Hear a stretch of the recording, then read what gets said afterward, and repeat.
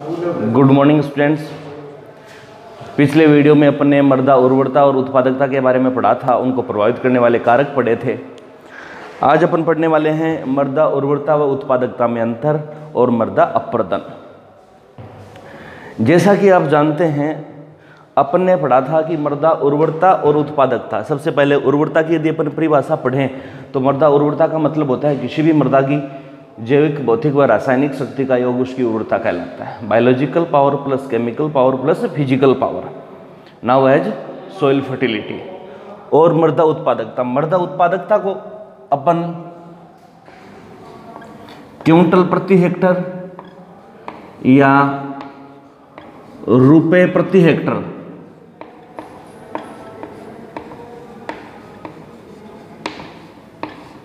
मृदा उत्पादकता को हमेशा रुपए प्रति हेक्टर या क्विंटल प्रति हेक्टर में आंका जाता है। नंबर 2 की यदि अपन बात करें तो मृदा उर्वरता की जांच है वो प्रयोगशाला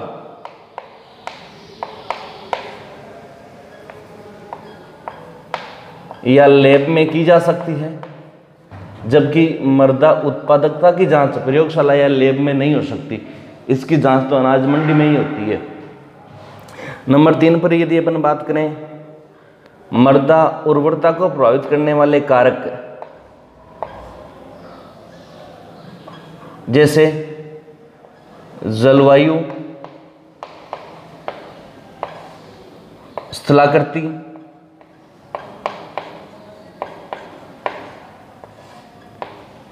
मृदा का रंग,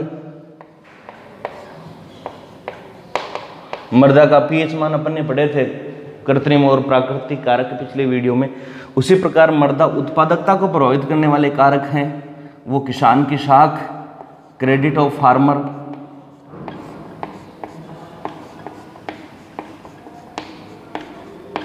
दूसरा अपन कह सकते हैं कि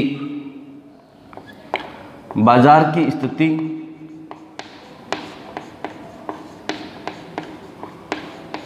तीसरा अपन कह सकते हैं मृदा उर्वरता। मृदा उत्पादकता को प्रभावित करने वाले कारकों में मृदा उर्वरता भी है, फसल का प्रकार आदि, बाजार की मांग, ये सब मृदा उत्पादकता को प्रभावित करते हैं। चौथा अपन अंतर पढ़ें तो अपन कह सकते हैं कि कोई मृदा यदि उत्पादक है तो वो निश्चित रूप से उपजाऊ या उर्वर होगी, परंतु उर्वर है तो उत्पादक हो भी सकती है और नहीं भी हो सकती। इसके बारे में अपन ने पढ़ा था कि मान लीजिए कोई किसान है, 1 हेक्टर में गेहूं की बुआई करता है, बहुत अच्छी फसल है, बुआई सही समय पर की गई है, खाद उर्वरक का उपयोग सही समय पर हुआ है, परंतु जब कटाई करने वाले थे उस समय ओलावृष्टि हो गई तो उत्पादकता घट गई, जबकि मृदा तो उपजाऊ है। तो अपन कह सकते हैं कि उपजाऊ मृदा उत्पादक हो भी सकती है और नहीं भी हो सकती, परंतु यदि उत्पादक है, यदि 40 क्विंटल प्रति हेक्टर प्रोडक्शन मिलती तो निश्चित रूप से वो उपजाऊ होती।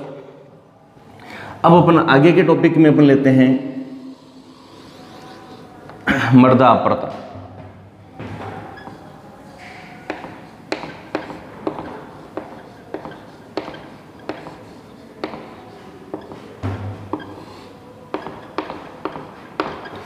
मृदा अपर्दन या सोइल इरोजन अपन ये कह सकते हैं कि परिभाषा क्या होती है कि किसी भी कारक द्वारा मृदा के कणों का एक स्थान से दूसरे स्थान पर स्थानांतरित होना मृदा अपर्दन या सोइल इरोजन कहलाता है। किसी भी कारक द्वारा मृदा के कणों का एक स्थान से दूसरे स्थान पर स्थानांतरित होना मृदा अपर्दन कहलाता है। मृदा अपर्दन है वो 2 प्रकार का होता है, एक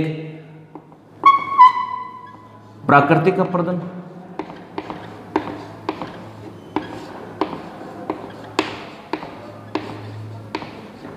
और दूसरा कृत्रिम अपर्दन।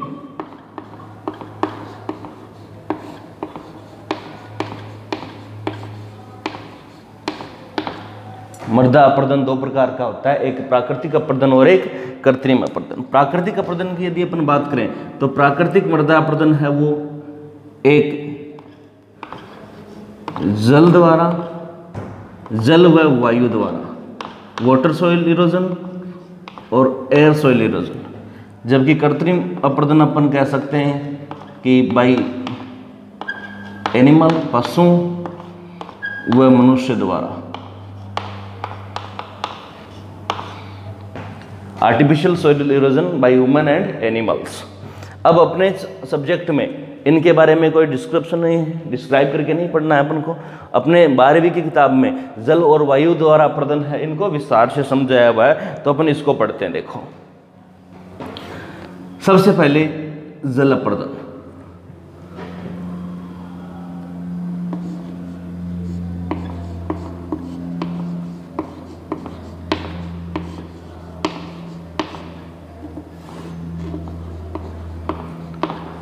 जल के द्वारा मृदा के कणों का एक स्थान से दूसरे स्थान पर इस प्रकार का अपरदन अधिकतर है वो स्लोपी एरिया में होता है, या अपने कह सकते हैं कि पहाड़ी क्षेत्रों में इस प्रकार का अपरदन अधिक होता है जहाँ वर्षा अधिक होती है।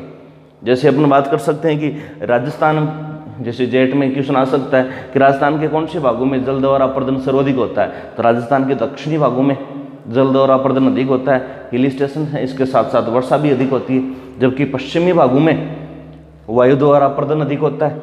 तो जल द्वारा अपरदन है जल द्वारा मृदा के कणों का एक स्थान से दूसरे स्थान पर स्थानांतरित होना जल अपरदन कहलाता है। राजस्थान के दक्षिणी भागों में ये अधिक होता है। जल अपरदन को अलग अलग अवस्थाओं में बांटा गया है, इसकी अलग अलग स्टेज हैं। कौन कौन सी स्टेज हैं? सबसे पहले अपन बात करें तो इसकी सबसे पहली स्टेज है बौछार स्टेज, या बौछार अपरदन इसको अपन कह सकते हैं। बौछार अपरदन का मतलब है कि जैसे अपन ये कहें कि भूसतह के ऊपर जब सबसे पहले वर्षा प्रारंभ होती है, इस प्रकार से पानी की बूंद का गिरना, कब वर्षा प्रारंभ होने से पहले निश्चित रूप से मृदा क्या थी? ड्राई थी, सूखी मृदा है। और सूखी मृदा के ऊपर जब जल की बूंद गिरेंगी तो इस सूखी मृदा के कण हैं वो उड़ करके एक जगह से दूसरी जगह चले जाएंगे। यह अपन ये कह सकते हैं कि मृदा कणों का तितर बितर होना। इसको सीधी भाषा में अपन कह सकते हैं कि मृदा कणों का तितर बितर होना। कौन सी अवस्था में? बौछार अवस्था में। इसके तुरंत बाद प्रारंभ होती है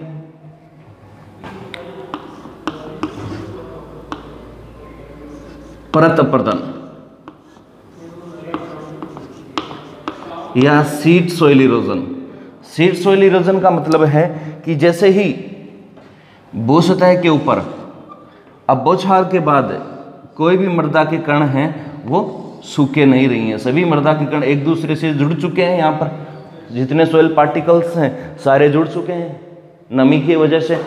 अब इन जो कण हैं वो वर्षा जल के साथ इस प्रकार से एक शीट बना लेते हैं, एक परत बना लेते हैं, और इस परत के ऊपर मृदा के इस जल के साथ परत बनाते हैं। इसमें मृदा के कण हैं वो शीट के रूप में रहते हैं, एक परत बन जाती है, एक शीट बन जाती है। ये कहलाता है परत अपरदन या सीड सॉइल इरोजन। तीसरी यदि अवस्था की बात की जाए तो रिले या रिल अपरदन, रिले या रिल अपरदन। रिल अपरदन, अब देखिए मान लीजिए इसी स्थान पर लगातार और वर्षा हो रही है तो जल है, एक तरल पदार्थ है, कॉटन नहीं है कि परत बनती जाएगी, ना ही आइस है कि इसकी मोटी परत बनती जाएगी, तरल पदार्थ है। तो जब शीट के रूप में आएगा तो और शीट बढ़ने पर ये क्या होगा? ढलान के अनुसार गति करने लगेगा और छोटी छोटी अस्थायी नालियां बनने लगेंगी। इसको कहा जाता है शीट या रिल या रिले अपरदन। जब वर्षा जल की वजह से अस्थायी नालियां बनने लगती हैं खेत में, जो जुताई के दौरान पुनः ठीक हो जाती हैं। चौथे की यदि बात की जाए तो अवनालिका।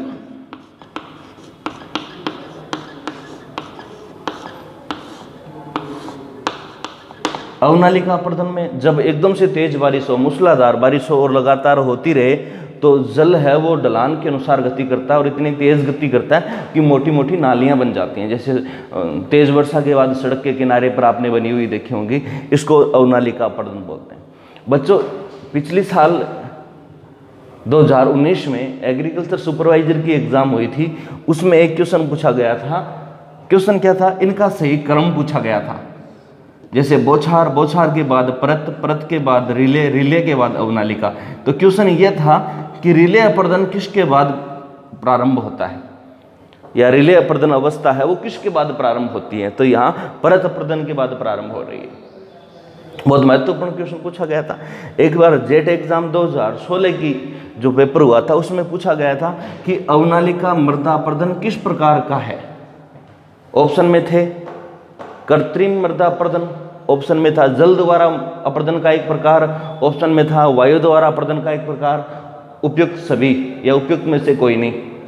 तो यहाँ ध्यान से देखिए, प्राकृतिक, कृत्रिम और प्राकृतिक के अंदर जल, जल में ये अवनालिका एक प्रकार है। तो यहाँ राइट आंसर था अवनालिका है वो जल अपर्दन का एक प्रकार है। अच्छे से समझ में आया। अब देखिए बच्चों, अब ये मृदा अपर्दन कैसे, तो इसको प्रभावित करने वाले कारक कौन कौन से हैं? जल द्वारा मृदा अपर्दन को प्रभावित करने वाले कारक कौन कौन से हैं? जैसे यदि अपन बात करें प्रभावित करने वाले कारकों में, तो सबसे पहली बात तो है यहाँ जलवायु। जलवायु में वर्षा का होना और वर्षा का न होना। जब बहुत अधिक वर्षा होती है तो अपर्दन अधिक होगा, वर्षा समान अनुपात में या बहुत कम होगी तो निश्चित रूप से जल द्वारा मृदा अपर्दन नहीं होगा। दूसरा है मृदा का प्रकार। अब मृदा किस प्रकार की, जैसा कि अपन जानते हैं कि क्ले मृदा के कणों का एक दूसरे कणों के साथ गठन अच्छा होता है, मृदा के कणों का जुड़ाव अच्छा होता है, और जब जुड़ाव अच्छा होता है तो निश्चित रूप से बिखरने की अवस्था आएगी ही नहीं, मृदा के कण जुड़े हुए रहेंगे। तो अपने कह सकते हैं कि क्ले मृदा का जल द्वारा अपर्दन कम होता है अपेक्षा बलुई मृदा के। बलुई मृदा के जो रेतीले कण है वो एक दूसरे से जुड़ने की उनकी क्षमता कम होती है, तो वो जल के साथ बह करके एक स्थान से दूसरे स्थान जल्दी जाते हैं। तो मृदा का प्रकार बलुई मृदा का अपर्दन चिकनी काली दोमट मृदा की अपेक्षा अधिक होता है। अग्रिम बिंदु की यदि अपन बात करें तो तीसरा है स्थलाकृति या टोपोग्राफी। स्थलाकृति या टोपोग्राफी, स्थलाकृति में अपने कह सकते हैं कि एक तो मैदानी भाग है, प्लेन एरिया है, और एक पहाड़ी भाग है, हिल स्टेशन है। तो आप समझ सकते हो कि जल द्वारा अपर्दन कौन से एरिया में अधिक होगा। तो अपन ये कह सकते हैं कि मैदानी भागों की अपेक्षा पहाड़ी भागों में जल द्वारा अपर्दन अधिक होता है। नंबर 4 पर अपन बात कर सकते हैं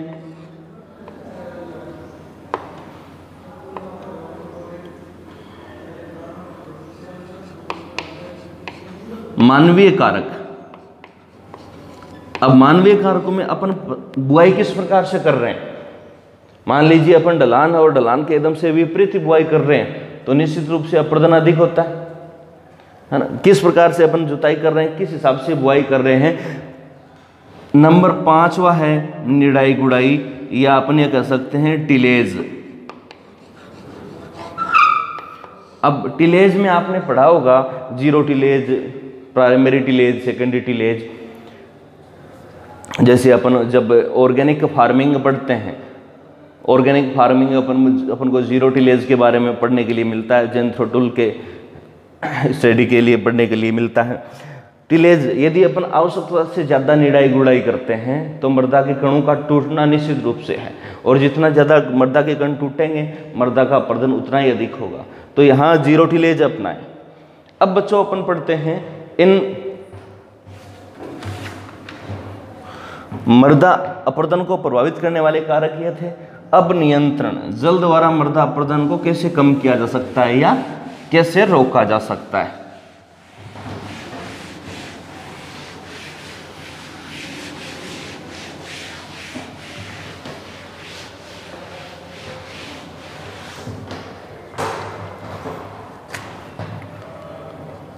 जल द्वारा मृदा, अब जैसे बात करें जलवायु,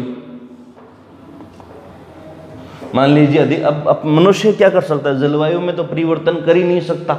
ये तो है नहीं कि वर्षा ज़्यादा हो रही हो तो अपन स्विच ऑन कर दें वर्षा कम हो जाएगी, ऐसा तो पॉसिबल नहीं है। तो इनके लिए क्या क्या है अपन को, सबसे पहले है कंटूर फार्मिंग।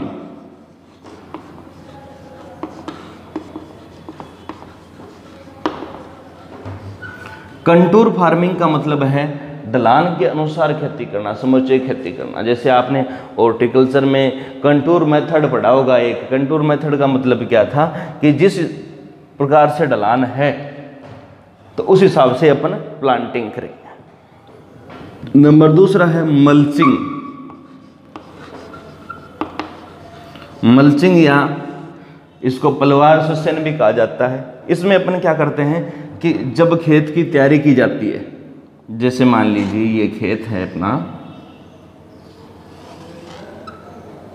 और जब खेत की तैयारी की जाती है, निराई गुड़ाई के बाद क्या करते हैं, खेत को स्ट्रिप्स में डिवाइड कर लेते हैं। इस प्रकार से इतनी ऊंची ऊंची मेड़ बना ली, और इस मेड़ के ऊपर पहले के समय में तो क्या होता था कि घास फूस के पत्ते, आजकल यहाँ प्लास्टिक का प्रचलन अधिक है, तो इस पूरी मेड़ के ऊपर प्लास्टिक बिछा दी जाती है। टमाटर की, पपीता की, हरी मिर्च की, लगभग सब्जियों की खेती अपने से कर सकते हैं। गेहूं चावल इनकी पॉसिबल नहीं है ऐसे। जैसे मान लीजिए ये अपन ने प्लास्टिक बिछा दी। अब सिंचाई के लिए, अब आप सोचोगे सर प्लास्टिक है तो सिंचाई कैसे करें, तो सिंचाई के लिए ड्रिप इरिगेशन की पाइपें होंगी अंदर, और इस छेद के अंदर बीज या पौधरोपण किया जाएगा। अब देखिए, ना तो जो मृदा है इसका संपर्क वायु से और ना जल से, तो इस मृदा का अपर्दन नहीं हो सकता। इसके साथ साथ इस विधि का एक क्या क्या फायदे हैं मल्चिंग के, एक फायदा तो ये है कि मृदा अपर्दन पर नियंत्रण होता है। दूसरा फायदा खरपतवार नियंत्रण पर भी, क्योंकि इस पॉलीथीन के नीचे उगने वाले जितने अनावश्यक पौधे हैं उनको जल और वायु से उनका संपर्क टूट जाएगा, प्रकाश से भी उनका संपर्क टूट जाएगा, तो वो जर्मिनेट होंगे, तुरंत खत्म हो जाएंगे। इसके साथ साथ सिंचाई जल का बचत, इसमें अपने लगभग 60 से 70% तो वैसे ही ड्रिप विधि में जल की बचत होती है। यदि मल्चिंग विधि अपनाते हैं तो और ज़्यादा बचत होती है। तो जहाँ की मृदाएँ अम्लीय हैं, जहाँ सिंचाई जल की कमी है, जहाँ मृदा अपर्दन अधिक होता है, वहाँ इस विधि का उपयोग करना कारगर सिद्ध हुआ है। नेक्स्ट बात की जाए मल्चिंग के बाद प्लांटिंग की। अब प्लांटिंग की जैसा अपन ने पढ़ा कि सबसे पहले अपन ने बौछार अपर्दन पढ़ा था कि जल की बूंद का भूमि की सतह के ऊपर गिरना। अब मान लीजिए ये जल की सतह के ऊपर न गिर करके किसी पौधे की सतह पत्तियों पर गिरती, तो बौछार अपर्दन पर भी नियंत्रण होता, परत अपर्दन पर भी नियंत्रण होता, जल का अवरोध होता। इस प्रकार से अपन ये कह सकते हैं कि प्लांटिंग करना है वो जल द्वारा मृदा अपर्दन को रोका जा सकता है। नेक्स्ट यदि बात की जाए तो वो है खाद का उपयोग।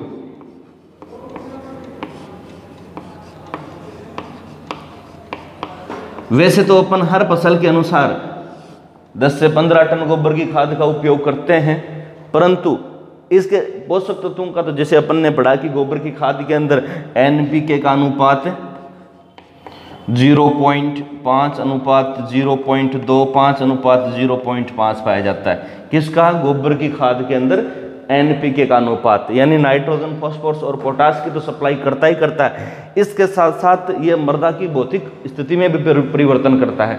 मृदा के कणों को एक दूसरे से, जो कार्बनिक पदार्थों की मात्रा बढ़ेगी तो मृदा के कणों का जुड़ना अधिक होगा, और कणों का जुड़ना अधिक होगा तो मृदा अपर्दन भी कम होगा। अब जल द्वारा अपर्दन अपन ने पढ़ा, अब अपन पढ़ने वाले हैं वायु द्वारा मृदा अपर्दन।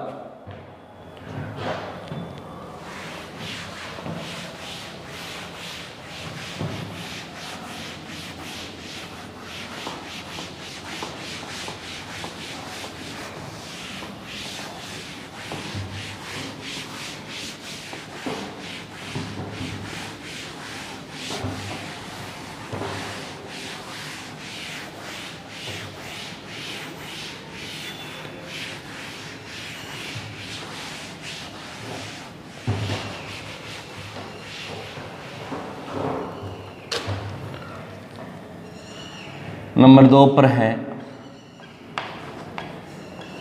मृदा अपर्दन वायु द्वारा। जैसा कि अपन जानते हैं कि राजस्थान के पश्चिमी भागों में वायु द्वारा मृदा अपर्दन अधिक होता है। वायु द्वारा मृदा अपर्दन है वो निम्न प्रकार का है। सबसे पहला है सरफेस, या सतह से अपन कह सकते हैं। अपन सरफेस का मतलब है भू सतह के ऊपर, किसी भी सतह के ऊपर यदि अपर्दन होता है। जैसा कि अपन जानते हैं कि एक तो मृदा के कणों को विभाजित करने वाली दो अलग अलग संस्थाएं हैं, अमेरिकन सॉइल सोसाइटी है और इंडियन सॉइल सोसाइटी। मोटे तौर के ऊपर अपन मृदा को कह सकते हैं कि बड़े कण, मध्यम कण और महीन कण। जैसे सतह के ऊपर, जैसे अपन ये कह सकते हैं कि मृदा, बलुई मृदा जो है,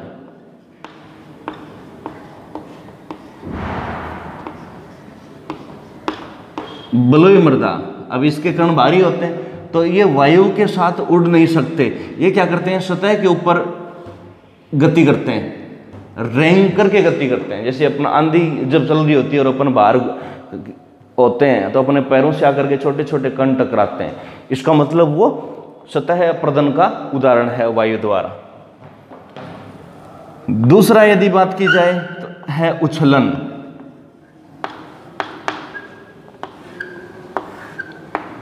उछलन में अपने कह सकते हैं कि जो मध्यम मृदा है,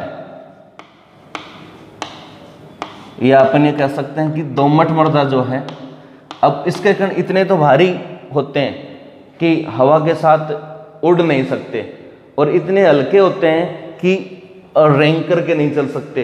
तो ये इस प्रकार से उछल उछल करके गति करते हैं, थोड़े हवा में रहेंगे वापस गिर जाएंगे, थोड़े हवा में रहेंगे वापस गिर जाएंगे। तो अपने कह सकते हैं कि उछलन क्रिया के दौरान मध्यम दोमट मृदा का अपरदन होता है, सतह सरफेस इरोजन के दौरान बलुई मृदा का अपरदन होता है, और एक तीसरा है